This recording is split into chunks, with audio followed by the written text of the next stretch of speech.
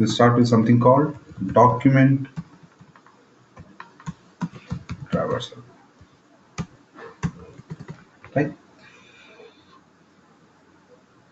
So basically, the traversal methods which we have in jQuery are used to trace through HTML document, which is considered to be a DOM object, right? One big DOM object, which is in turn composed of multiple objects, right? Which are nothing but HTML elements, right? So till now, right, we have seen selectors, right? So using selectors, we can actually get any type of or any DOM object we want, right? So that is actually more than enough, right? But even in traversals, right, we have got more. Maybe you can say that it's a duplicate, concept we have in jQuery. But yes, most of the times, right, even traversals work in an optimized way, right? So we're gonna see few very important traversal methods which we normally use in real time. So let me start with a simple example which we have already seen. I've created a new HTML page. So let me take this JavaScript API reference. Let me take a script. So before that, if you remember, we have actually created multiple paragraphs. Let me call it as para 1.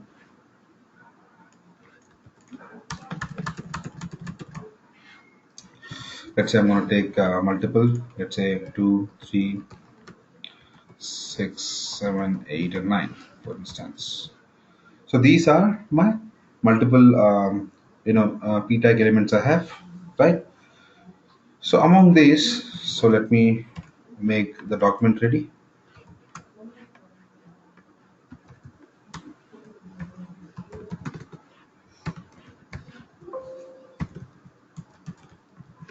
So in this, we know that if we want to traverse through these p tags based on index, right? We know that we normally use kind of p tag, or we have seen something called kind of first, for instance, right? So if I actually go with first and I'll say HTML, if I want to print my HTML, right? If I can do that, let's say I'm going to print it on yes.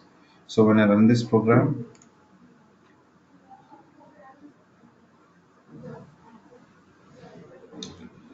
right? Hey, okay. So Link alerts. alert.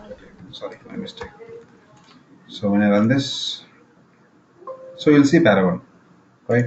Now this is something which will actually get my first indexed p tag, right, among the complete document, kind of.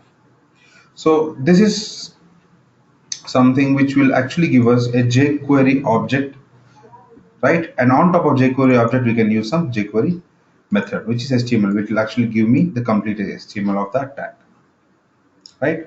So in the similar fashion, we have some traversal method, let's say. So let me create one more alert method, and I'll say, yes, I want tag p dot. I have something called EQ. I hope you guys remember what is EQ. EQ meaning equal to, and I'll give some index. So let's say I'm going to give index 3. Now this will give me the p tag at index 3 among the complete collection of my document. So here this will give me the object. So here I'll say something called HTML, for instance, right? So this actually gives me, right, the DOM object. So let me right click and say run it. You'll see para 4. Now this is something which we are actually call as a traversal method, where I can directly go and apply filter directly. If you remember the same stuff, we can actually get it using something called filter. How can I filter? It's colon EQ of 3. This is something which will give us a jQuery object. And when you apply a traversal, you will get actually something called DOM object. So let me remove this. Let me run this here in browser. The para 4, both will give you same message. So in this way, we have many. Let me show you the indexed ones which we have already seen. For example, you have EQ, and then you have first, meaning it will get us the first index we want. Doesn't support HTML, sorry, my mistake. So yeah, when I say first, right, this will actually get us the first element in this collection. Then right click and say run it, it will give me error. Similarly, we have last. Right click and get it. You will see it will give me para9. Right. So in this way, if you want, we can actually get the all elements based on index, whatever we're actually looking for. Now let's go one step ahead. So we have already seen one more very important traversal method called each, right? So we know each. For instance, I want to traverse through all p tags, right? So then I'll go with the p, and I'll have a method called each. Each meaning I want to go through each and every tag or every element from this collection. Yeah. So each is again a traversal method we have. So for instance, in this I want to loop through all, and I want to get my object. So I'll say this dot, for instance, HTML. So this will loop through each and every element, right, among all p tags, and it will actually get my data. Right click on this and say view in browser. So you'll see you have para 1, 2, 3, 6, 7, 8, and 9, which is traversing through each and every stuff actually. So this is how we can actually get. So in this, right, so we'll see one thing which we haven't seen before. So here what I can get, I can actually get my index whenever you are using each.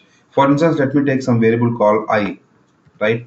Now this I is basically the input which I can get it from each internal function, and I is the index of the element I'm actually retrieving. So let me print that one too. Let's say I, and let print it with some space. So when I run this now you'll see 0th index is para 1, first is para 2, 2, 3, 4, 5, 6, 7, and 8. Right? 8 indexes. So this is something which we normally go ahead and that's your each a traversal. Similarly, we have filters again. So let's say for instance here I'm going to take id is equal to p1. For some I'm going to give some id. Let's say something let's say let me call it as p2 as such, so that it matches with my para. So let's say id is equal to p5, right? And let me take a small style class, right? So let's say I'm going to say um, my css, for instance, this is my style where I'm going to keep color of the tag, right, as for instance red, and then I have my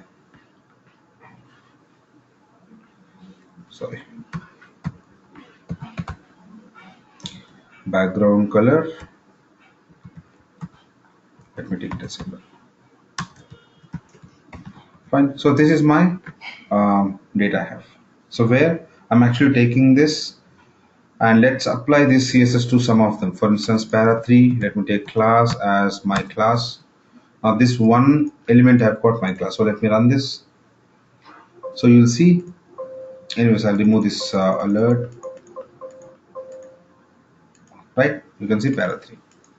So let me remove this alert. Let me comment it out so that you don't get it again. So here, this is my data I. So why are we not getting so my CSS, I have something here in red.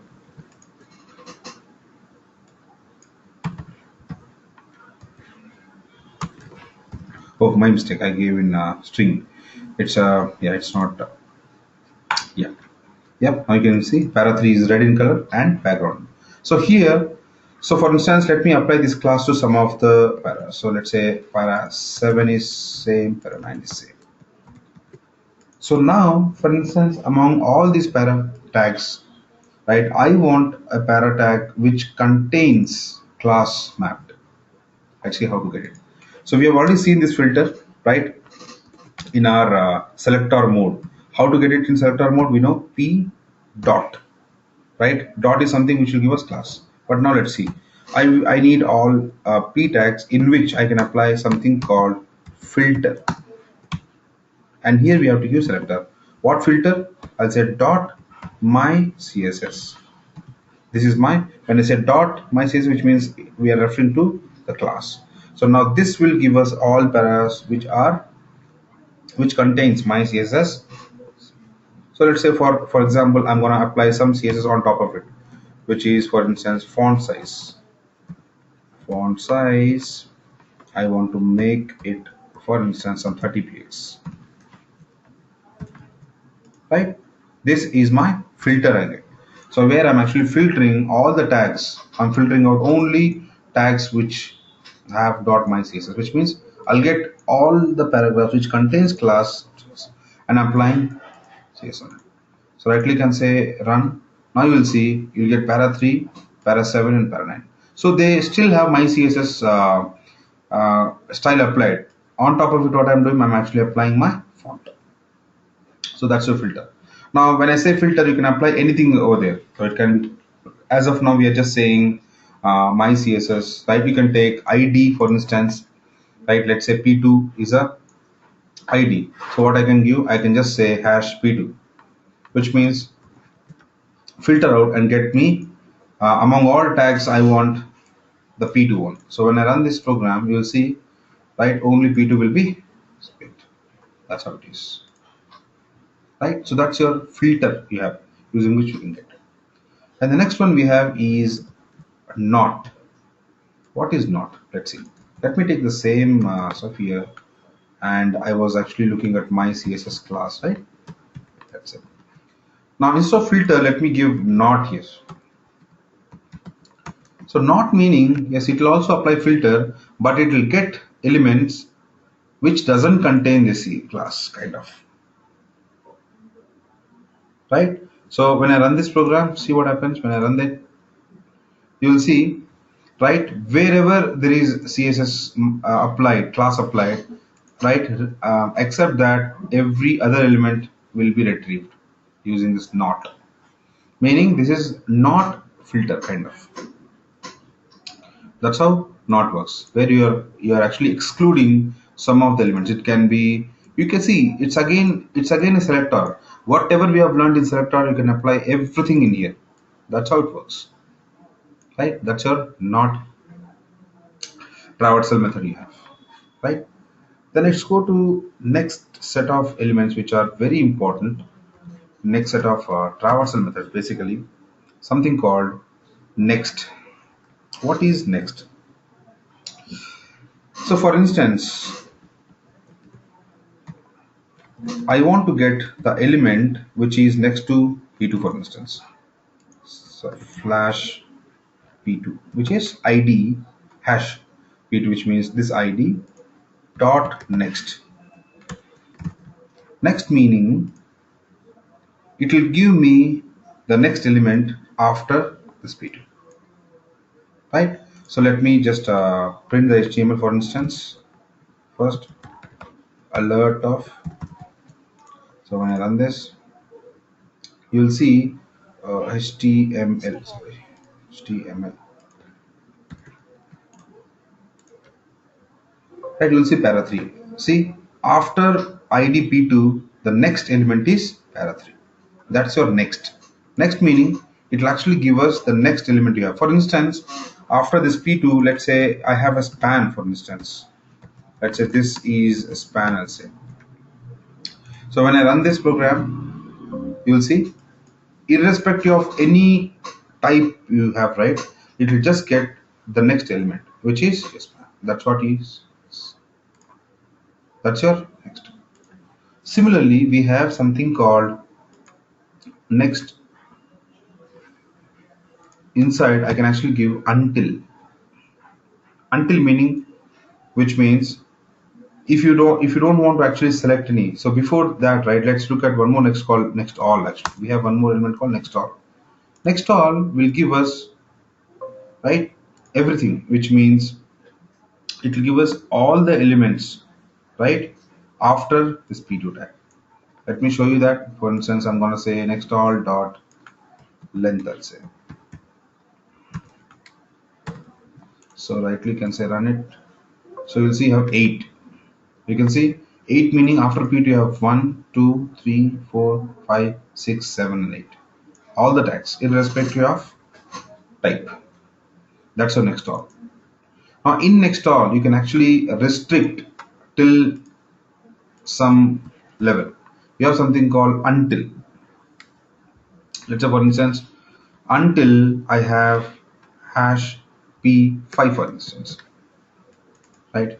Which means after p2 I want all the tags, right, till p5, right? So now when I run this, see what happens here. We'll get some length. It says 1, right, next to p2, and we're getting up till p5. So you can see we have 1.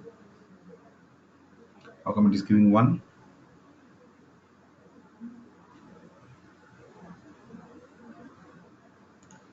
So to this next let's do one thing. Let's apply some CSS. Let's apply this font itself.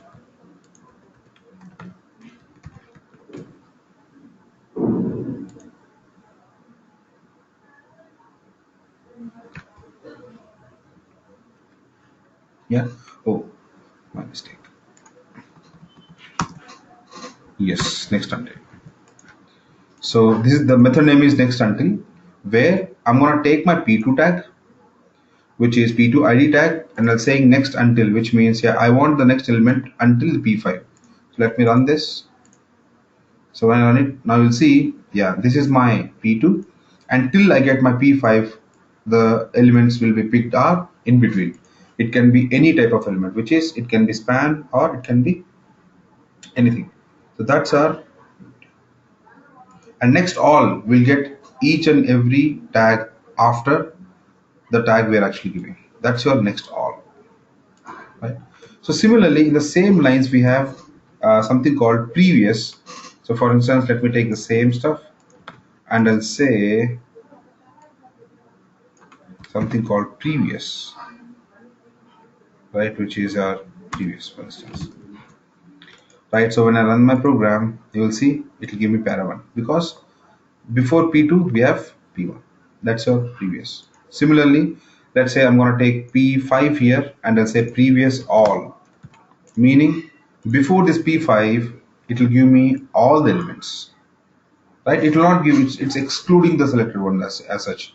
If you are searching from p5, then p5 is not included, right?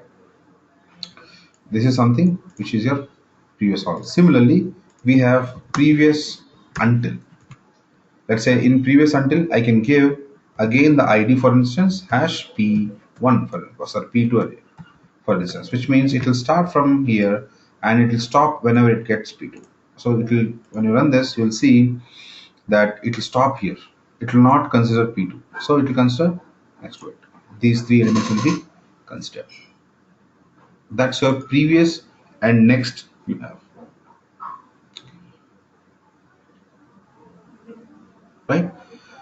And then the next method you have is, let me just break this down to, for instance, this paragraph tags are in div. Let's say these are in div, for instance. So now here I want to get the siblings of my para tag, for instance, or maybe I'll go more specific to p1 dot. I have a method called siblings, right? So siblings meaning we'll get all the tags which are at same level here, right? So that's what we'll get. So now, for instance, here I'll go over siblings and apply the same CSS, for instance, and we'll see what exactly happens here. So when I run this program, you'll see. So when I'm applying this with p1 dot siblings dot css font size, right, which means oh there is no p1 as such here. I have to take P2 for instance, right? Because it will search for P1 and P1 is not there. I meant P2 actually. So when I run this, you'll see, except the P2, whatever I'm referring to, it will give me all siblings, which means para 1 to everything, right? See, even this para 4, 5, 6 are getting the CSS. Why? Because when you apply the CSS to div, automatically, the child gets the same stuff, right? So that's how you're getting your siblings as such, right? So similarly, for instance, if I give siblings of P5, for instance, P5. Now the hierarchy changes. In P5, these are the three elements. P para 4, 6, and para 7 are the siblings of P5. So when I run this program now you'll see only P4, 6, and 7 will get the CS. That's your siblings concept you have, using which you can actually get the siblings of that element. Right? Similarly, if you want to get, let's say you're getting siblings, for instance, you want to get the children, for instance, all the details of children. For instance, this ID, I'll take it as my div, for instance. Let me say it as hash my div, right? Is my div. I'm taking ID, my div, and I'll say children. Children meaning it will give me all the elements which are tagged, right? Tagged with this. So let's, for example, I have one more div being created where I'm gonna keep these two within. Yep, now you can see for the children of my div, it's para 4, para 5, and this div.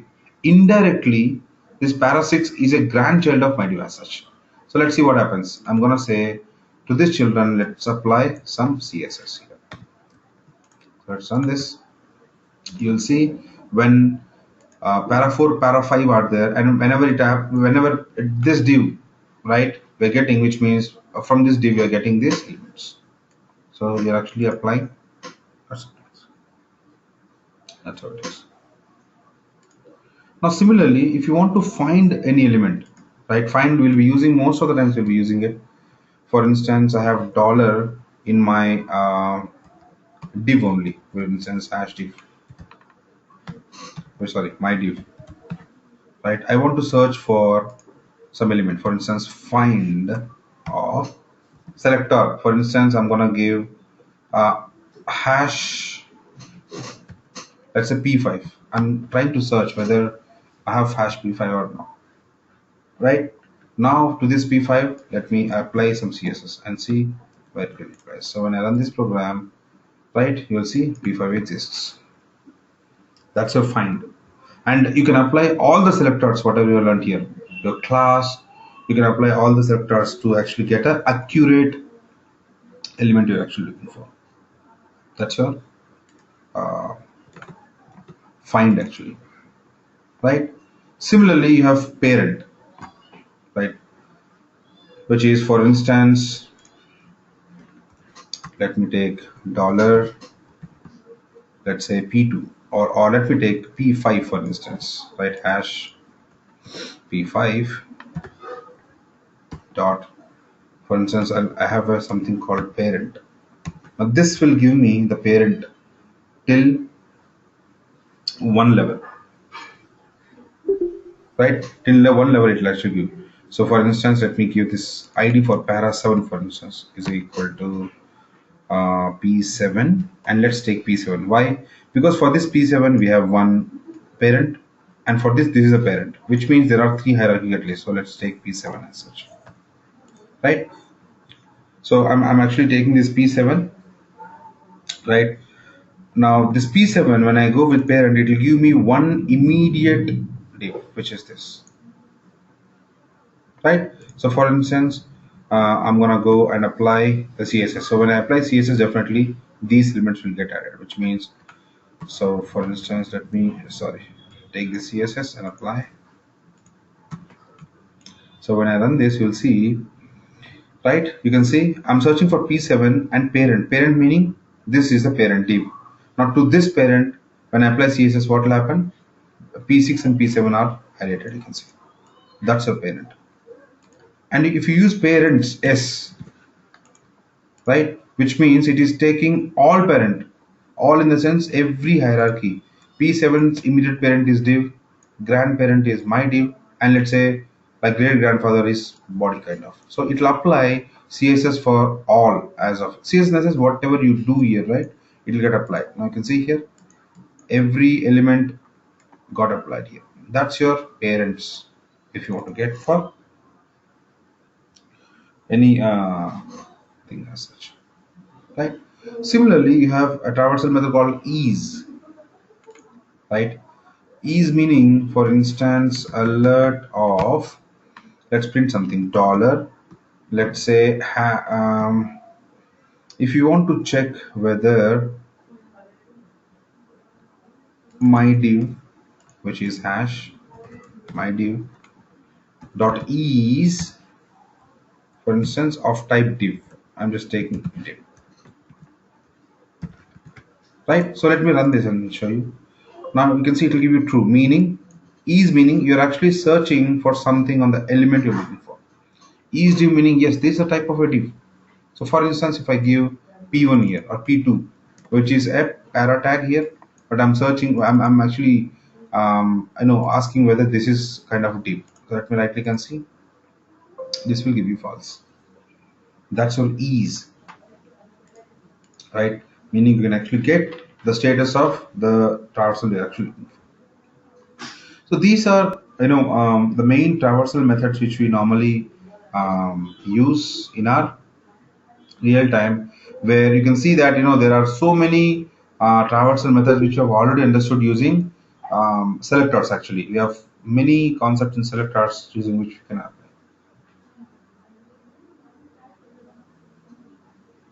So it's up to us now which one to use, right, for actually getting the right object for implementation as such. So these are the traversal methods you have, right? So now it's time to get into the domino, which is our manipulations. HTML manipulation, very important, right? Which we'll be doing manipulation, right? Which we'll be doing across. In day to day, if we are actually working on jQuery, right, we'll be actually working on this on daily basis. So here we are going to actually learn how we can actually use jQuery in a great extent to manipulate HTML elements, right? And different attributes, different data elements, right? Altogether, complete tree structure of DOM, how we can actually change, right? We can actually do whatever we want um, in jQuery to actually modify or manipulate HTML, right? So simple things we have already seen, right? Manipulations like taking a text, right, and all, right? So first, let me show you a simple. We'll see the simple example, right, of getting the data and setting the data, and actually based on the values we're getting, how to apply manipulations. So let me create a new HTML file. Let me save it as a HTML manip 1.html, for instance, and let me take jQuery API reference,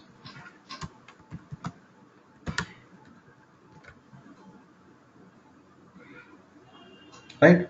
Now, so let me take a simple div, and so for instance, this is ID as my div, and it contains, for instance, two para tags. Let's say para1 with ID is equal to maybe p1, and you have para2 with ID pair 2, for instance, right? And let's say I have a button break, I have an input button, right? This value, let's say click me, for instance, I'm taking ID being btn, for instance, click, right? So here first let's see how to read the data from this div, and then we'll actually try to change. Now, so let me put the document ready function, and then we'll go with manipulation function. Perfect. Semicolon. Semicolon is not mandatory anyways. Now, let me take an alert of actually getting the data from, let's say, hash, for instance, sorry, my div. Now, in my div, what I want to do, I want to read my HTML, for instance, right? So when I run this program, you'll see it'll actually give me the complete HTML of my div, whatever I have. That's your HTML. Similarly, you have one more tag. If you remember, inner HTML or inner text, the same stuff here. I'm going to take text here. So when I run this program, you'll see this is your HTML and this is your text. Text meaning actual data part. That's your data. And now what we're going to do, we'll actually change stuff here, right? Let me show you here. So for instance, I'm going to take dollar. I want to change, right, P1's data. Right now I'm going to take hash p1 dot. Now how, there are two ways, right? One HTML. Let's say here you can actually give the new HTML. So for instance, here I'll give something called a bold text, saying, just saying new, right?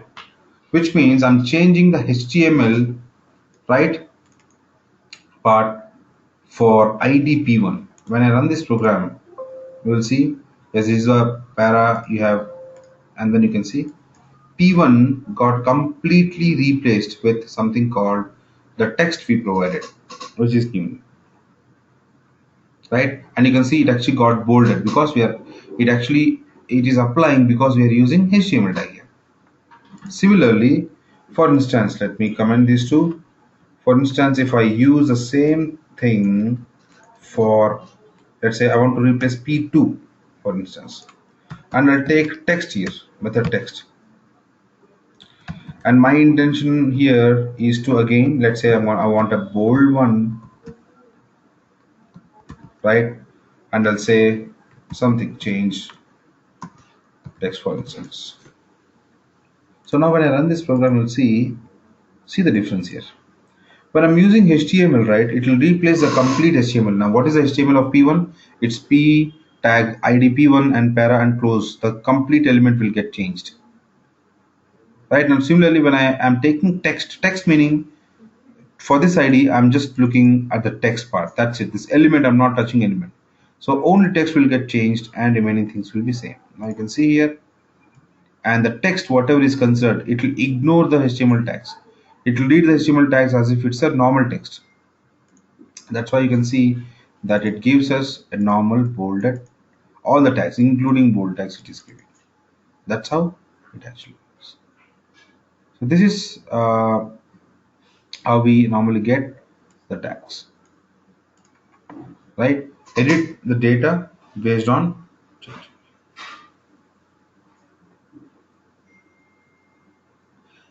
So similarly, for instance, I'm taking, yeah, I have this text button.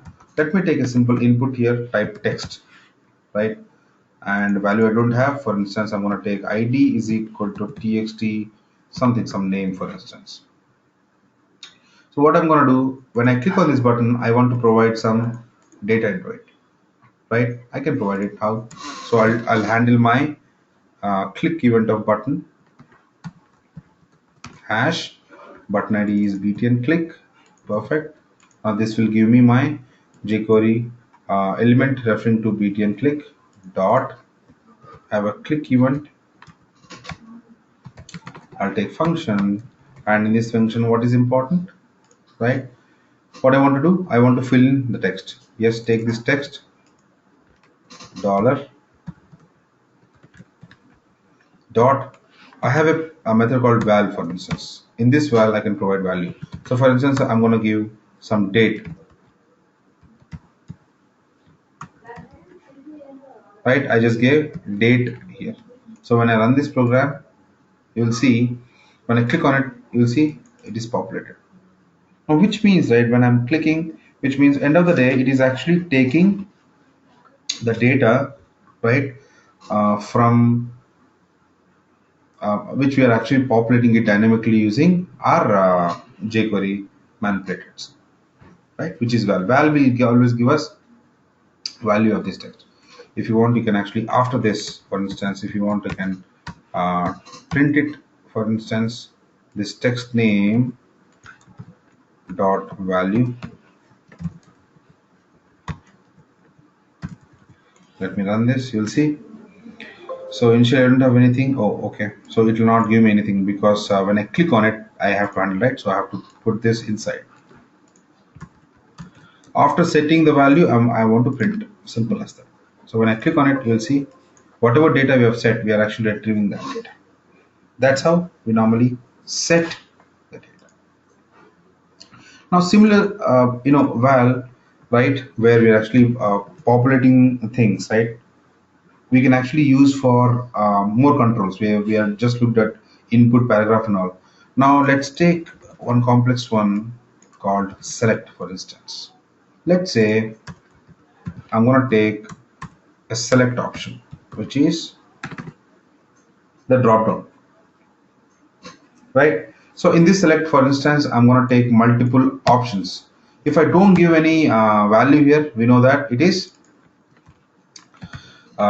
same as text, right? So what I'm going to do, I'll take these options. For instance, I'm going to take these options like 2, 3, 4, 5, and 6, 7, for instance, right? So in this select, for instance, I'm going to give name this time. I'm not going to take ID. Let me show you how we can actually access this element using name. Very important.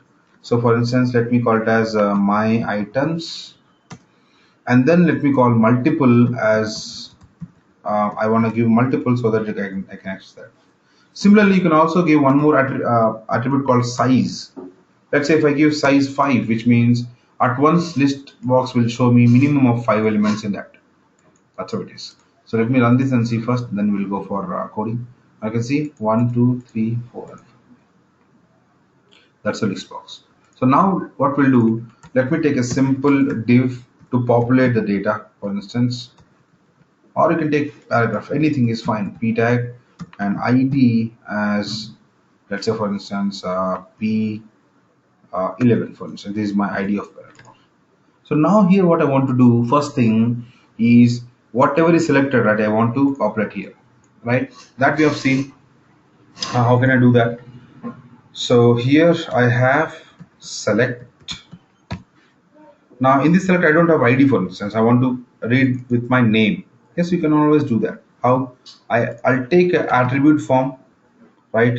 This is called as an attribute from square braces. Now in this square braces I'll give something called name